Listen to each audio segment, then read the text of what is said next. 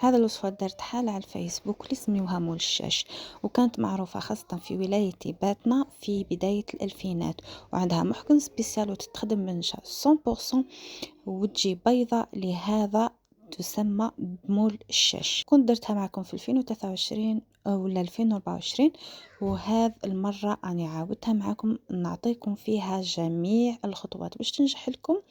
صدقوني تبعوها راح تنجح لكم، تجيكم بزاف هايله وبزاف بنينه. اول شيء عندي 85 غرام زبده بدرجه حراره الغرفه في وقت الشتاء، وتكون بارده في وقت الصيف، مع 75 غرام تاع سكر. خدمتهم مليح مليح بالباطور، هذه اول خطوه مهمه. من بعد المنكهات اللي زدت، درت منكه تاع رافايل، تقريبا ملعقه تاع نصف ملعقه تاع قهوه مع ملعقه اكل تاع فانيلا. كثروا باسكو نشا صامت. نخلط هذه المكونات مليح مليح بالباطور كما شفتوا. المهم المكونات نخليهم اسفل الفيديو باذن الله تعالى. ولا هنا عندي نشا غربلتو. حاجه برك راح نقولها لكم عن نشا، راهي كي كل نوعيه كيفاش. هذا قرصه تاع ملح، وراح نبدا نجمع باطراف الاصابع. ملاحظه ندير لكم عن نشا ماشي كيما الفرينه، ما فيهش الجلوطه، يعني تخدموا العجينه ترونكيل. لهنا كنت زدت العطر تاع الرافايلو بس كومسي حسي ذقت شويه من العجين، حسيتها كومسي ناقصه شويه. كي ضفت النشا حسيت على العجين شويه يتلاصق، لانه نشا يشرب كما شفتوا الادوي. والاسم تاعها او الرقم تاعها نخليه لكم اسفل الفيديو مع المكونات. اكيد راح نبدا نخرج العجينه اني قلت لكم ما يشقش تخليوها تتحط، لانه راح تشرب لكم.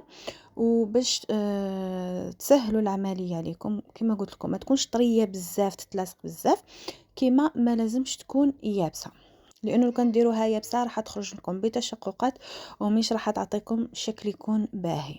كما كي تكون طريه بزاف راح تهبط لكم، وايضا الشكل راح يروح. انا كما راكم تشوفوا راني نخدم بها الاز، والارقام تاع الاقماع راني نخليهم مع الوصفه اسفل الفيديو كما راكم تشوفوا الشكل كيفاش. وانما في هذه المرحله بعد ما نشكل راح نخليه نصف ساعه 45 دقيقه كما تحبوا.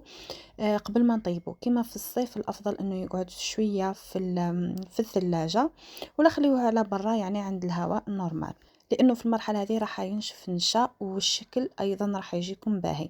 لهنا الطياب عفوا قبل ما ننسى، الفور يكون مسخن مسبقا على 180 بصح هو يطيب على درجه 170. بعد ما يطيب لازم يطيب على نار هاديه، ما يودرش اللون تاعو، ولازم يدي لون وردي من التحت. لهنا باش لصقتو بمعجون وحلوه الترك، خدمتهم مع بعضهم عيني ميزاني حتى تحصلت كومسي على كريمه. كما راكم تشوفوا الحبات متساويات، بديت نلصق الحبات ونخرج شويه على الجناب، ودرت الكاوكاو على الحواف، وهاكم تشوفوا الطياب تاعو جاني ما شاء الله. يليق طيبوه مليح باش يجيكم بنين، سينو هذه البنه تاعو تكون ناقصه. وهذه هي الوصفه، ومازال نزيد ندير لكم وصفه اخرى ان شاء الله.